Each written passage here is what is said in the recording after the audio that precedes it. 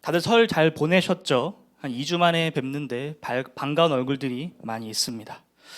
여러분들은 설 명절에 어떠한 활동들을 하셨나요? 뭐 하시면서 시간을 보내셨나요? 저는 굉장히 많은 TV 프로그램들을 봤습니다.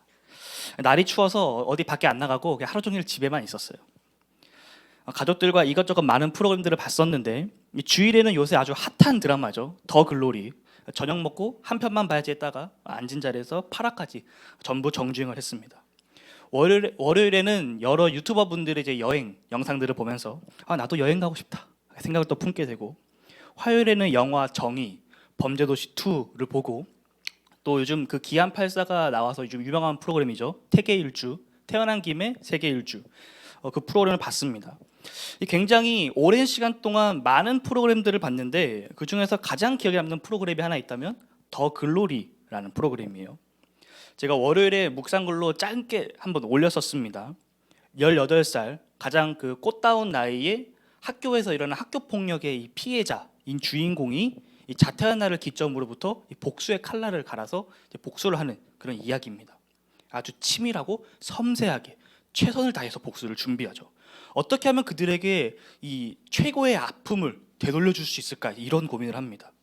끊임없이 고민하고 이 계획을 세우며 이 최선을 다해 그들의 삶을 뭉개버리기 위한 이 처절한 복수를 이뤄가는 드라마죠.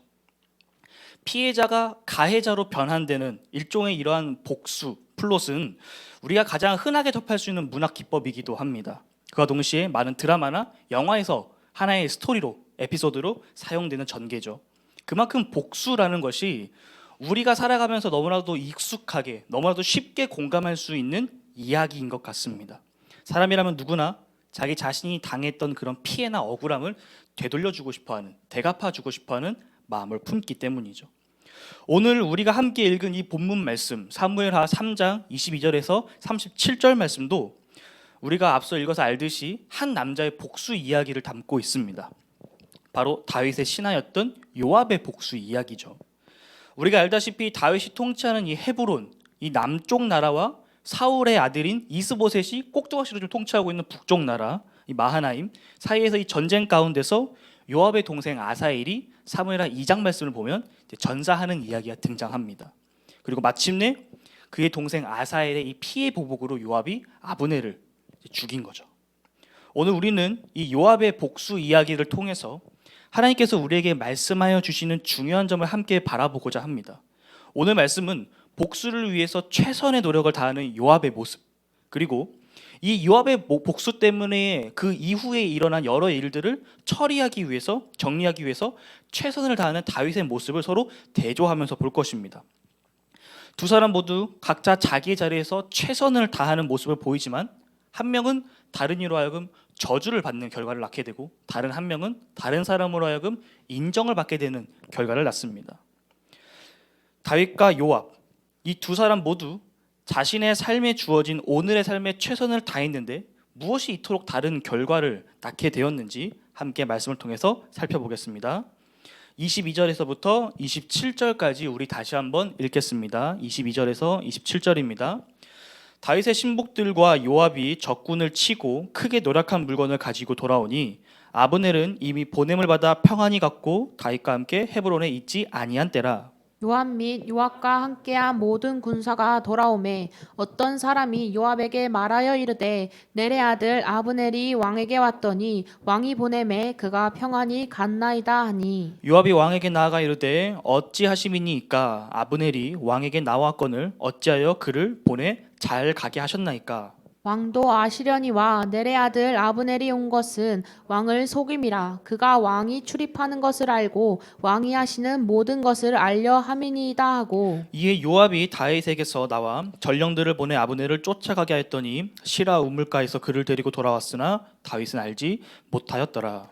아브넬이 헤브론으로 돌아오매 요압이 더불어 조용히 말하려듯 그를 들고 성문 안으로 들어가 거기서 배를 찔러 죽이니 이는 자기의 동생 아사엘의 피로 말미암음이더라. 아멘. 벌써 2주 전 말씀이죠. 지난주가 설이었으니까 지난주 이야기를 짧게 한번 리뷰해 봅시다. 다윗은 아브넬과 협상을 체결했습니다. 아브넬은 이 몰락해가는 이 북쪽 나라에 대한 마음이 점점 시들어갔죠. 이미 전세는 다윗 쪽으로 완전히 기울었습니다. 호시탐탐 이 자신의 권좌에 도전하는 이스보셋도 더 이상 아브넬은 신경 쓰고 싶지 않았어요. 아브넬은 그렇게 다윗을 찾아가서 나라를 넘기겠다라고 제안을 하죠. 자, 그러자 다윗이 오케이 했습니다. 다만 한 가지 조건을 달았죠. 역제안을 합니다. 그것은 바로 사울의 딸이자 원래 다윗의 아내였던 미갈을 데려와라. 그러면 내가 너의 그 부탁을 들어주겠다라고 한 것이었죠. 이에 아브넬도 오케이 하면서 둘은 협상을 체결합니다. 다윗과 아브넬 이 두 사람이 지지난주에 그러니까 사무엘하 3장 초반에서 서로 손을 맞잡았습니다. 아브넬은 다윗에게 나라와 미갈을 바치고 다윗은 아브넬을 맞아주는 서로 윈윈하는 조약을 체결하게 된 것이죠. 다윗과 아브넬 이 양쪽의 이해관계가 딱 맞아떨어지니까 일은 일사천리로 진행이 되었습니다. 아브넬은 이스라엘에 있는 장로들과 베냐민 사람들을 만나서 직접 설득을 하죠. 우리가 왜 다윗에게 나라를 넘겨야 되는지 설득을 합니다. 이 다윗도 이 아브넬을 기쁜 마음으로 맞이하면서 잔치를 베풀게 되죠. 여기까지가 바로 지난주 이야기였습니다. 그리고 오늘 본문에서 요압이 등장하는 것입니다.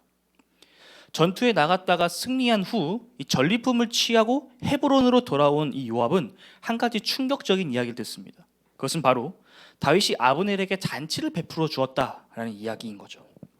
요압은 곧장 다윗을 찾아가서 항의합니다. 전쟁 중인 나라의 이 상대 나라에 우두머리가 자기 발로 스스로 왔는데 어떻게 그냥 보내줄 수 있느냐라고 따지는 거죠.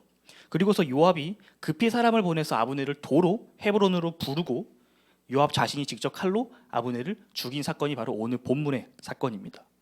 이러한 요압의 갑작스러운 개입으로 인해서 다윗과 아브넬 사이에 있었던 이 협상은 물거품이 되어버렸어요. 자, 여기서 우리는 한 가지 질문이 생깁니다.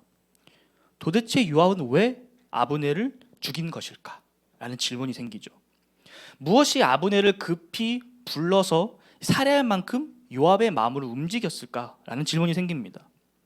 성경에 표면적으로 드러난 아브넬 살해 이유는 크게 두 가지입니다. 두 가지. 첫 번째는 아브넬이 다윗의 나라를 염탐했다라고 요압이 주장합니다.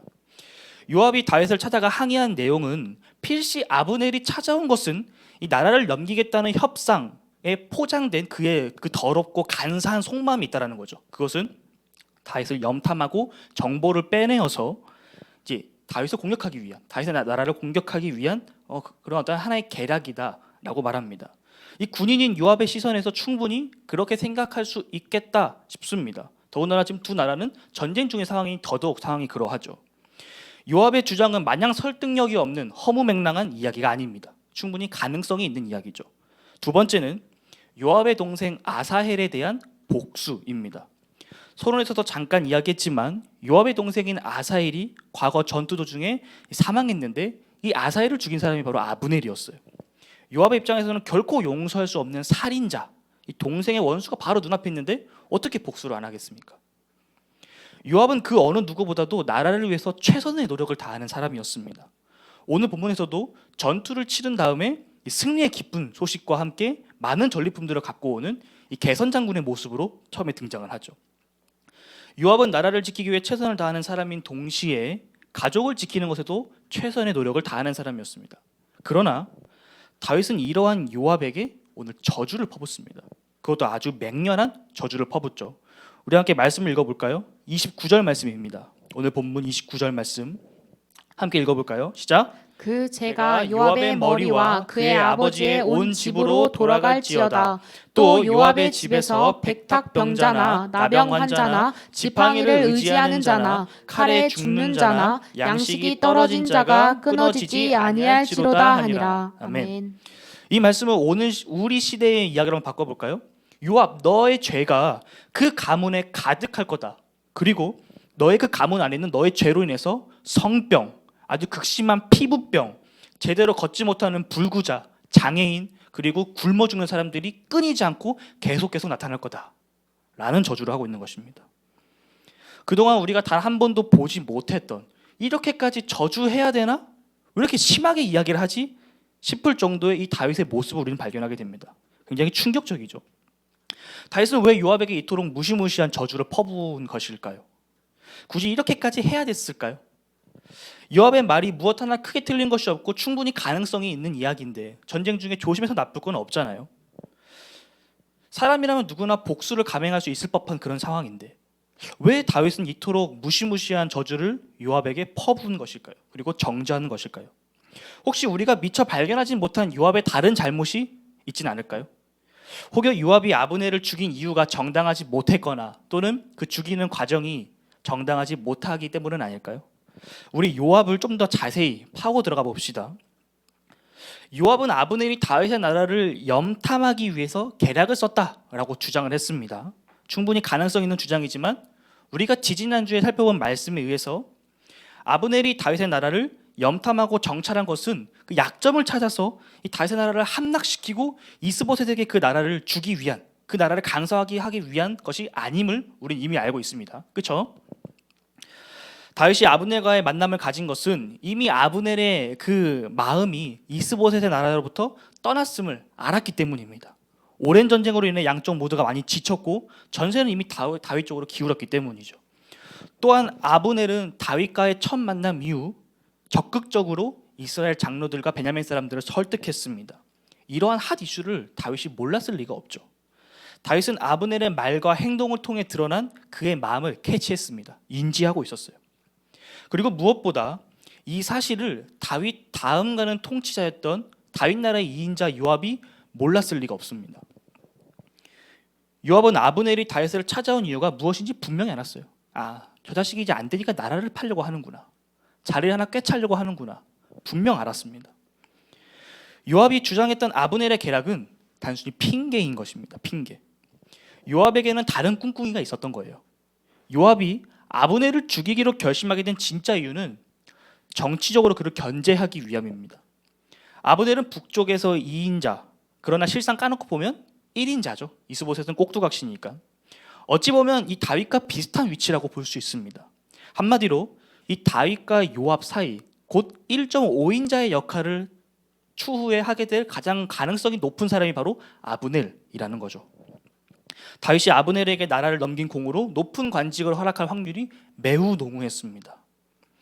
요압의 입장에서는 자신의 경쟁자로서 아브넬이 상당히 부담되는 존재였죠. 심지어 요압이 아브넬을 죽이는 과정 또한 정당하지 못했습니다. 요압은 다윗에게 나아가 어찌된 일이냐라며 따지죠. 이 표준 세번역과 공동 번역은 동일하게 요압이 다윗에게 항의했다라고 번역하고 있습니다. 신하로서 결코 왕에게 할 수 없는 잘못된 행동이죠. 어찌 신하가 왕에게 따지고 항의할 수 있단 말입니까? 신하가 왕을 만만히 여길 때가 아니고서는 불가능한 상황입니다. 한번 생각해 보십시오. 제가 어떠한 문제를 가지고 목사님과 이야기를 나눌 때 좋게 이렇게 잘 목사님 이런 문제가 있습니다 라고 말씀을 드리는 게 아니라 제가 막 목사님을 무시하고 막 하대하듯이 막 목사님 그러면 안 되죠 이렇게 한다면 저는 그날을 기점으로 여러분들을 더 이상 볼 수 없을 것입니다. 여러분들이 직장에서 상사분께 사수에게 그렇게 한다고 한번 생각을 해보십시오. 아찔하죠. 요압의 행동은 매우 잘못된 행동이었다라는 것이 제가 하고 싶은 이야기입니다. 심지어 다윗에게 이 아무런 말도 없이 이 자기 땅으로 돌아가고 있던 아브넬을 다시 불러들여서 살해하지 않습니까? 결국 이 요압의 행동은 월권이라는 거죠. 월권. 너무나도 당당한 그의 모습에 말문이 막힙니다. 이토록 요압이 당당하게 그런 행동을 할 수 있었던 이유는 다윗을 무시했기 때문이죠. 그러니까 다윗을 왕으로서 자신이 섬기고 있는 충성해야 되는 존재로서 완전히 인정하지 않고 있었기 때문입니다. 요압이 아브넬을 죽인 두 번째 이유는 요압의 동생 아사엘에 대한 복수 때문이었죠. 사실 너무나 당연한 것입니다. 당연히 원수를 갚아야 하는 것입니다. 신약 시대에 이르러 예수님께서 율법을 더욱 발전시키고 원래 그 본래의 취지에 더욱 본래의 의미로 완성하셨기 때문에 원수를 사랑하고 용서하라고 하셨지만 구약 시대, 특히 오늘 우리가 함께 읽은 이 본문 사무엘하 3장 이 당시 시대적인 배경에서는 눈에는 눈, 이에는 이, 이것이 당대 통용되던 하나의 윤리관이었습니다. 가족 중에 누군가 억울하게 살해당했다면 남은 유가족들이 그 가족의 원수를 갚는 것이 당연한 문화였고 이치였고 의무였습니다. 동생의 원수를 갚지 않는 것은 동생을 가족으로 인정하지 않겠다 내지는 더 이상 내가 그 가족의 구성원이 아니다 라는 뜻과 같았습니다. 그래서 요압은 그의 동생 아사엘의 복수를 한 것입니다. 아사엘이 아브넬의 창에 의해 배가 관통당했던 것처럼 요압도 똑같이 아브넬의 배를 칼로 찔러서 똑같은 방법으로 죽입니다. 눈에는 눈, 이에는 이. 굳이 그대로 올라가지 않더라도 오늘날에도 충분히 공감되는 부분입니다. 만약 누군가가 제 동생을 함부로 한다면, 동생에게 위협을 가한다면 저는 못 참을 것 같아요. 만약에 제가 설교 쓰면서 상상을 해봤는데, 만약에 음주운전자 차량에 제 동생이 다치거나 죽는다면 저는 용서하지 못할 것 같습니다. 근데 더군다나 이 법의 심판이 약하다? 그러면 제가 그 사람을 해칠지도 모르겠다라는 생각이 들더라고요. 근데 여기서 한 가지 가정을 들어봅시다. 만약에 음주운전자가 아니에요. 평상시에 늘 안전하게 운전하시는 모범 운전자 분이십니다. 그리고 그 사람이 뭐 과속을 한 것도 아니에요. 근데 얼마 전에 효선이가 그랬던 것처럼 눈이 너무 많이 와서 차가 미끄러지면서 동생이 다치거나 죽었습니다. 이때 과연 저는 그 사람에게 그 잘못에 대한 책임을 물을 수 있을까? 엄중하게 그 책임을 물을 수 있을까? 마음은 너무 아프고 힘들겠지만 복수하겠다라는 어떤 그런 분노 가득한 마음과는 다른 마음이 들 것 같습니다. 이 비유를 잘 생각하시기 바랍니다. 이 비유를 기억한 채 아사엘이 이 아브넬에게 의해 목숨을 잃게 되는 장면을 함께 살펴봅시다. 사무엘하 2장 19절에서 23절 말씀입니다. 사무엘하 2장 19절에서 23절. 아사엘이 아브넬을 쫓아 달려가되 좌우로 치우치지 않고 아브넬의 뒤를 쫓으니 아브넬이 뒤를 돌아보며 이르되 아사엘아 너냐 대답하되 나로라. 아브넬이 그에게 이르되 너는 왼쪽으로나 오른쪽으로나 가서 청년 하나를 붙잡아 그의 군복을 빼앗으라 하되 아사엘이 그렇게 하기를 원하지 아니하고 그의 뒤를 쫓음에 아브넬이 다시 아사엘에게 이르되 너는 나 쫓기를 그치라. 내가 너를 쳐서 땅에 엎드러지게 할 까닭이 무엇이냐. 그렇게 하면 내가 어떻게 네 형 요압을 대면하겠느냐 하되 함께 읽겠습니다. 그가 물러가기를 거절하매 아브넬이 창 뒤 끝으로 그의 배를 찌르니 창이 그의 등을 꿰뚫고 나간지라. 곧 그곳에서 엎드려져 죽음에 아사엘이 엎드려져 죽은 곳에 이르는 자마다 머물러 섰더라. 아멘. 2장 말씀을 통해 우리는 아브넬이 아사엘을 죽이고 싶어서 죽인 것이 아님을 발견하게 됩니다. 그렇다고 그 행동이 선하다는 것은 아니지만 어쩔 수 없는 상황이었다라는 것을 우리는 발견하게 됩니다. 전쟁 가운데 아브넬이 도망치자 아사엘이 그 뒤를 쫓습니다. 그리고 아브넬은 그러한 아사엘을 말립니다. 2번이나 말립니다. 심지어 자신이 아사엘을 죽이면 그의 형 요압을 볼 낯이 없다라고까지 이야기합니다. 그럼에도 끈질기게 따라붙자 아브넬은 어쩔 수 없이 창 뒤끝으로 이 아사엘을 찌릅니다. 이 창의 날카로운 부분으로 찌른 것이 아니라 창 뒷부분, 그러니까 손잡이 부분으로 아사엘을 찌른 거죠. 칼로 치면 이 칼날 부분으로 벤 것이 아니라 칼등 부분으로 이렇게 친 것입니다. 이 아브넬은 아사엘을 죽이지 않기 위해서 나름의 노력을 한 사람이었어요. 아브넬이 할 수 있는 모든 방법을 동원해서 자신이 죽을 수 있는 상황임에도 불구하고 이 아사엘을 살리려고 했습니다. 그러나 그럼에도 불구하고 아사엘이 죽음을 맞이하게 된 것입니다. 이 성경은 피해 보복에 대해서, 이 복수에 대해서 다음과 같이 말합니다. 민수기 35장에는 살인자와 도피성에 대한 이야기를 담고 있는데 악의를 가지고 또는 고의적으로 누군가를 살해한 사람은 당연히 피해 보복을 당해야 하지만 부지 중에 혹은 실수로 사람을 죽인 사람에 대해서는 어느 정도 보호를 해 주었습니다. 그 보호책이 바로 도피성이죠. 아브넬의 경우 고의적으로 악의적인 살인이라고 보기 좀 어렵습니다. 아사엘을 죽이지 않기 위해서 그가 할 수 있는 나름의 노력을 다했기 때문이죠. 심지어 당시 상황은 전쟁 중인 상황이었습니다. 일반적인 상황에서의 죽음이 아니라는 거죠. 전쟁에서 죽고 죽이는 이 문제에 피해 보복을 적용시키면 아마도 이스라엘에서 살아남을 수 있는 사람은 아무도 없을 것입니다. 서로를 향한 보복으로 멸망했을 거예요. 전쟁은 예외 상황인 것이죠. 그리하여 요압의 상황 이후에 등장하는 27절 본문 말씀은 요압의 행동을 요압의 시선에서 설명합니다. 자기 동생 아사엘의 피 때문에.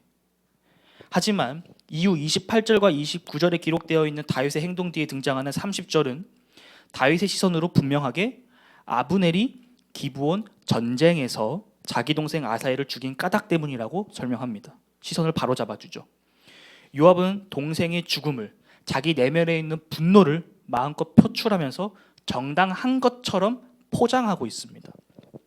심지어 요압이 아브넬을 죽인 장소가 어디입니까? 오늘 본문에서 아브넬을 어디로 다시 데리고 오죠? 헤브론이죠. 헤브론은 도피성이었어요. 민수기 35장 24절에서 25절 말씀을 보면 피해 보복을 할 때는 감정적으로 하지 말고 법적인 절차를 따르되 도피성에서는 보복을 할 수 없다라고 분명히 말하는데 요압은 이를 완전히 무시합니다. 결론적으로 요압의 이러한 무대뽀적인 행동은 단순히 자기가 하고 싶은 것, 자기 감정에 따라 행동한 것, 그 이상의 의미를 가지고 있는 것입니다. 다윗 왕의 명령에 불순종한 것, 그 이상의 의미를 가지고 있는 거예요. 요압은 하나님께서 이스라엘 백성들에게 주신 말씀, 곧 율법을 노골적으로 지금 무시하고 어기고 있는 것입니다. 자기 감정과 자기 기분에 따라 행동했던 사울과 지금 똑같이 행동을 하고 있는 거죠. 요압의 목소리에는 그 어떠한 대의 명분도 없었습니다. 그저 전쟁에서 잃은 동생에 대한 슬픔이 일으킨 복수였고, 그 방법은 하나님의 말씀을 완전히 무시한 방법, 그저 잔인한 살인에 불과했습니다. 제 아무리 목적이 올바르다 하더라도 그것을 이루는 수단과 방법이 잘못되었다면 그것은 결코 칭찬받을 수 없습니다. 우리가 어떠한 일을 할 때 우리 마음에 이러한 요압과 같은 마음들이 불쑥불쑥 찾아 올라오곤 합니다. 어떻게든 명분을 끼워 맞춰서 내가 하고자 하는 그 방향대로 어떠한 것을 선택하고 행동하려고 하는 마음들이 우리 안에서 자주 일어납니다. 그런데 그 마음과 행동이 다른 이에게 상처가 된다면, 그 마음과 행동이 올바른 수단과 방법이 아니라 그 결과가 다른 누군가의 눈물과 분노를 일으키는 것이라면 차라리 안 하는 이만 못한 결과가 아닐까 생각을 해봅니다. 기독교의 유명한 인플루언서가 이런 말을 하더라고요. 그리스도인은 참는 자가 아니라 찾는 자다. 찾는 자.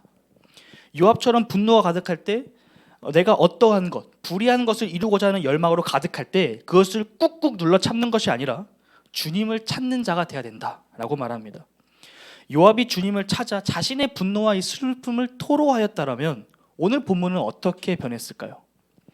만약입니다만 요압이 자신의 힘을 의지한 채 복수하지 않았더라도 아브넬이 먼저 요압을 찾아와서 아사엘을 죽인 것에 대해서 사과하지 않았을까요?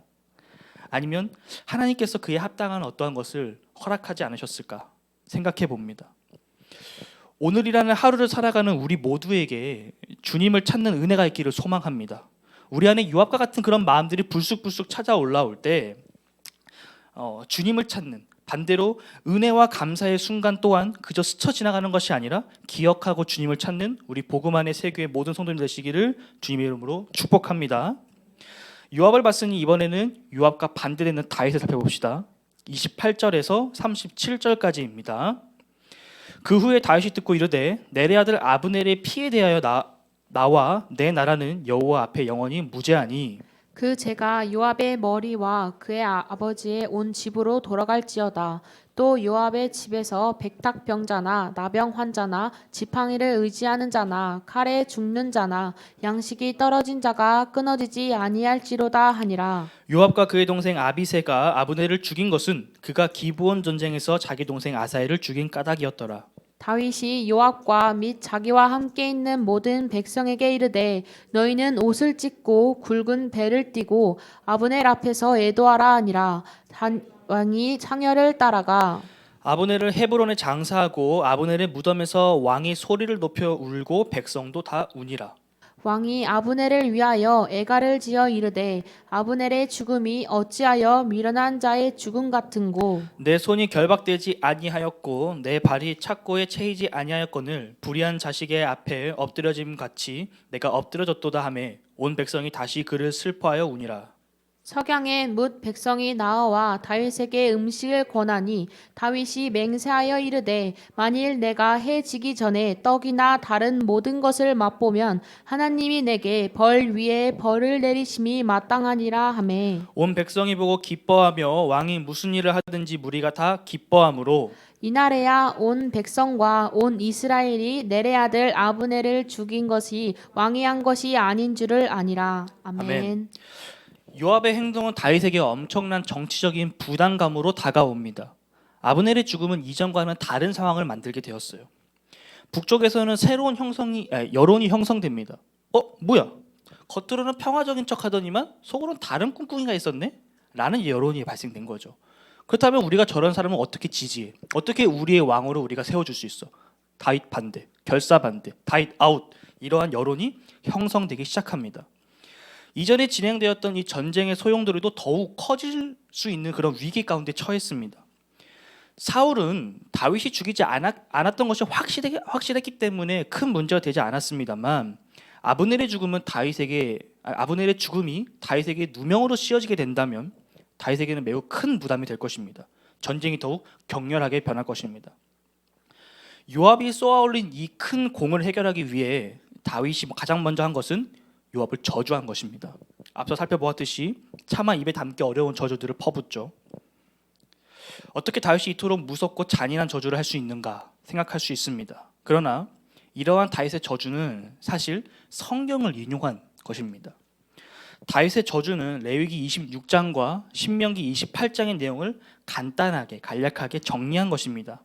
각 성경의 내용은 여호와의 명령에 청종하지 아니한 자, 여호와의 말씀에 순종하지 아니한 자에게 임할 하나님의 심판에 대한 경고의 메시지를 담고 있습니다. 다시 말해서 다윗이 요압을 향해 외치고 선포했던 저주는 단순히 그의 악한 행동을 비방하고 비난하는 차원이 아니라 요압이 의도적으로 하나님의 말씀, 곧 율법을 어긴 것에 대해서 하나님의 심판이 있을 것이라는 예언자적인 선언을 하고 있는 것입니다. 요압은 자신 앞에 펼쳐진 상황을 자신의 힘으로 해결하기 위해 최선을 다했으나 다윗은 그 상황과 문제를 하나님께로 가져간 것입니다. 다윗의 저주는 요압이라는 이 분노와 이 자만의 괴물을 막기 위해서 그와 견줄 수 있는 괴물이 되는 것을 선택하는 것이 아니라 하나님께 맡기는 이 다윗의 열심이요, 다윗이 내린 최선의 결정인 것입니다. 뒤이어 다윗은 아브넬의 장례를 국장으로 승격시켰습니다. 일부 학자들은 다윗이 아브넬을 국가적 영웅으로 추대한 것이라고 주장합니다만 제 생각에는 국가의 권력에 의해 무고하게 희생된 아브넬의 장례를 국장으로 승격시킴으로써 이 아브넬의 무죄와 동시에 이 다윗의 무죄를 입증하려고 한 것이라고 생각합니다.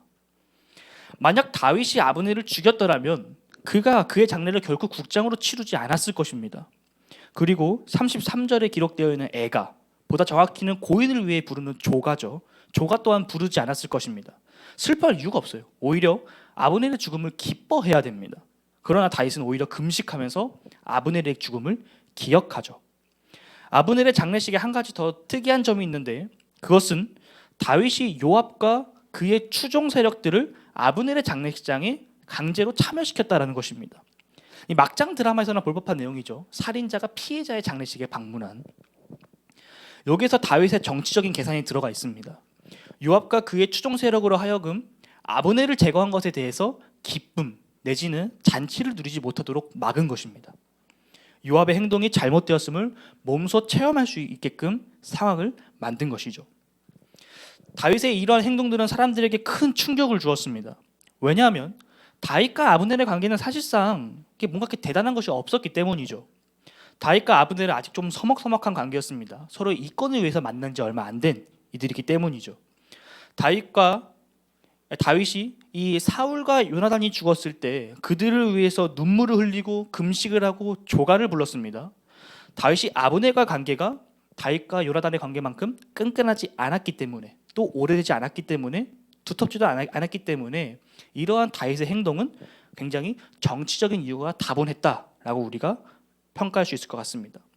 그러기에 누군가는 이러한 다윗의 행보를 정치적이다, 믿음이 없다라고 평가할지도 모르겠습니다. 비난할지도 모르겠어요. 저도 처음에는 그렇게 생각을 했었습니다. 설교를 준비하면서 묵상을 하는데 다윗이 상황을 자기에게 유리하게 만들어가는 모습을 보면서 야, 얘 되게 정치적이다 이런 생각을 많이 가졌어요. 부정적인 시각을 갖고 있었습니다. 그런데 조금만 더 생각을 해보니까 아니더라고요. 다윗은 정치적으로 행동하면 안 되는 걸까요? 다윗은 이렇게 정치적인 어떤 선택을 취하면 안 되는 것일까요? 다윗은 믿음의 사람이니까 믿음으로만 행동해야 되는 걸까요? 아니요. 다윗은 당연히 정치적인 사람이어야 합니다. 왜냐하면 다윗은 왕이니까요. 다윗이 왕인데 왕이 정치를 안 하면 무엇을 합니까? 다윗은 자신이 정치가로서 왕으로서 할 수 있는 최선을 다하고 있는 것입니다. 다르게 표현해 보면 요리사는 요리에 최선을 다해야 됩니다. 믿음 좋은 요리사는 하늘에서 파스타가 내려오기를 기도하면서 접시를 들고 있는 사람이 아니에요. 하나님께서 주신 능력을 가지고 최선을 다해서 아름다운 맛있는 요리를 만드는 사람이 바로 믿음이 좋은 요리사인 거죠. 다시 다윗으로 돌아와서 다윗의 행동을 통해 그의 마음의 중심이 어디에 있는지 살펴보면 그 중심은 하나님께로 맞춰져 있습니다. 하나님의 말씀을 무시하며 자기 멋대로 행동하고 있는 요압에게 하나님의 말씀을 전했고 불의한 죽음을 맞이한 아브넬의 죽음에 슬퍼했습니다. 다윗의 행동은 정치적이었으나 그 정치는 하나님을 향해 있었다는 것을 우리는 확인해야 됩니다. 그리고 하나님의 백성 이스라엘을 향해 있었습니다. 결국 하나님을 향해 최선을 다하는 다윗을 통해서 아브넬의 죽음이라는 이 비극적인 상황 가운데서 하나님께서 세우신 진정한 왕의 본질이 무엇인지 드러난 것입니다. 그것은 바로 하나님을 향해, 하나님을 위해, 하나님 때문에 최선을 다하는 자라는 정체성인 거죠. 바로 그러한 모습에 36절 온 백성이 보고 기뻐하며 왕이 무슨 일을 하든지 무리가 다 기뻐함으로 라고 평가합니다. 하나님의 반전입니다. 하나님은 위기를 뒤집어 기회를 만드십니다. 인간에게 처한 위기는 하나님께서 인간을 사용하시는 위대한 기회가 되곤 합니다. 하나님께서 자신을 향해, 자신을 위해, 자신 때문에 최선을 다하는 요압으로 인해 촉발된 그 위기를 반전시켜서 하나님을 향해, 하나님을 위해, 하나님 때문에 최선을 다하는 다윗을 나타내시는 위대한 기회로 바꾸셨습니다. 하나님을 향해 최선을 다하는 다윗에게 하나님께서 최선의 것을 허락하신 것입니다. 여러분들은 이 두 삶, 다윗과 요압의 삶을 보시면서 어떠한 삶을 선택하시겠습니까? 말씀의 결론을 맺겠습니다. 시중에 판매되고 있는 수많은 자기개발 서적들을 살펴보면 하나같이 노력과 꾸준함의 중요성에 대해서 이야기합니다. 남들이 한 걸음 걸을 때 내가 한 걸음 더 내딛는 것, 그리고 그 걸음을 꾸준히 지속하는 것, 이 대표적인 것이 1만 시간의 법칙입니다. 거의 진리처럼 받아들여지는 문구가 되었죠. 노력과 훈련의 중요성이 농축되어 있는 글귀입니다. 여러분들은 이것을 믿습니까? 저는 믿습니다. 우리 기독교적으로 우리 교회가 사용하는 용어로 바꿔보면 습관은 영성이다, 또는 영성은 내공이다, 이러한 표현으로 바꿔볼 수 있을 것 같습니다. 제가 학교에서 조교로 일을 하고 있는데 같이 일하는 그 행정부서에 한 살 어린 동생이 한 명 있습니다. 오진교라는 친구인데 그 친구를 볼 때마다 제 마음속에 드는 생각이 있어요. 얘 참 멋지다. 그 친구를 볼 때마다 정말 치열하게 살아간다 라는 생각이 절로 납니다. 학교 공부를 정말 열심히 합니다. 그리고 교외에서 하는 온갖 대회나 공모전에 다 참여를 합니다. 거의 99% 다 참여하는 것 같아요. 영어 회화학원을 다니고 토익 스터디 모임을 하고 컴퓨터 관련된 자격증 공부도 하고 학교에서 일하고 편의점 알바도 하고 정말 혀를 내두르게끔 하는 친구예요. 저도 나름 열심히 살아간다고 노력하는데 그 친구를 보면 저는 아무것도 아닙니다. 그 친구는 하루를 24시간이 아니라 하루를 마치 2일, 3일처럼 살아가는 친구예요. 그 친구와 함께 일한 지 만 1년이 넘었는데 그 친구가 이 성장해 가는 것들이 눈에 보입니다. 사실 성장할 수밖에 없는 환경이죠. 그런 친구를 옆에서 지켜보고 있는 저를 보면, 또는 제 주변에 있는 다른 사람들을 보면 이 고구마를 한 100개 정도 먹은 것 같은 그 답답한 마음이 들 때가 있어요. 아무런 노력도 하지 않으면서, 공부하지 않으면서 자신의 삶에 대해서 낙관적인 믿음만을 가지고 있는 사람들이 있습니다. 하나님께서 다 해주셔, 하나님께서 하실 거야 라는 믿음만 갖고 있는 사람들이 있다는 것입니다. 저는 그 믿음이 잘못되었다고 말하는 것이 아닙니다. 맞아요. 그 믿음이 필요해요. 하나님께서 하시죠. 우리가 수요예배 때 나눴던 이야기죠. 하나님께서는 사람을 통해서 일하십니다. 하나님께서는 우리를 통해서 일하셔요. 그런데 제가 하고 싶은 말은 뭐냐면, 하나님께서 하시는데, 하나님께서 역사하시는데, 문제는 아무것도 하지 않는 자를 하나님께서 굳이 선택해서 일하실까? 라는 질문인 것입니다. 냉정하게 한번 생각해 봅시다. 우리가 만약 하나님이라면 뭐라도 열심히 하는 사람에게 뭔가를 허락하지 않겠습니까? 그 일을 맡기지 않겠습니까? 제가 하나님이라도 아무것도 안 하는 사람에게는 아무것도 맡기지 않을 것 같아요. 괘씸해서.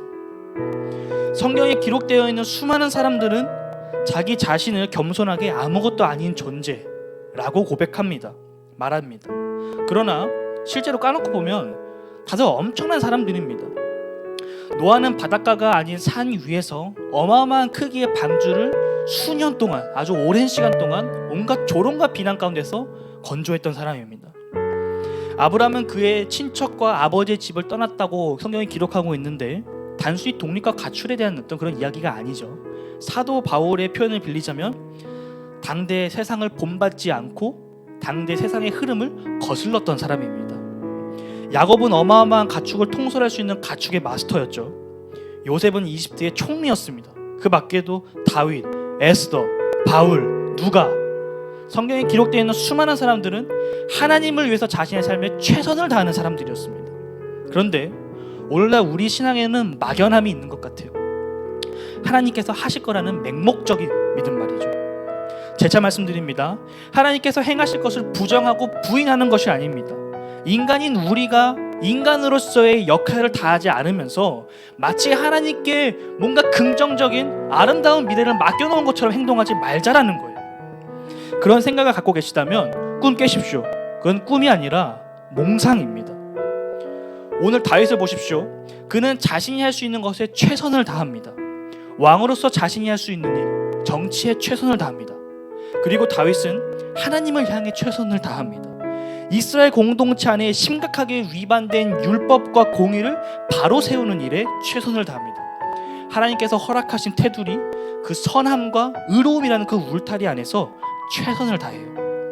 하나님을 마치 그리스도인의 특권 내지는 이력서에 한 줄 추가되는 스펙 정도로 생각하지 마십시오. 하나님은 우리를 인도하시는 선한 목자이시고 우리는 그분을 향하여, 그분을 위해, 그분 때문에 최선을 다해 달려가는 주님의 양입니다. 주님을 향한 최선으로 주님이 주시는 최선을 누리는 여러분 모두가 되시기를 바랍니다. 여러분 인생의 최선이 날마다 우리의 목자 되신 예수 그리스도를 향하기를 주님의 이름으로 축복합니다. 아멘. 우리 함께 기도합시다.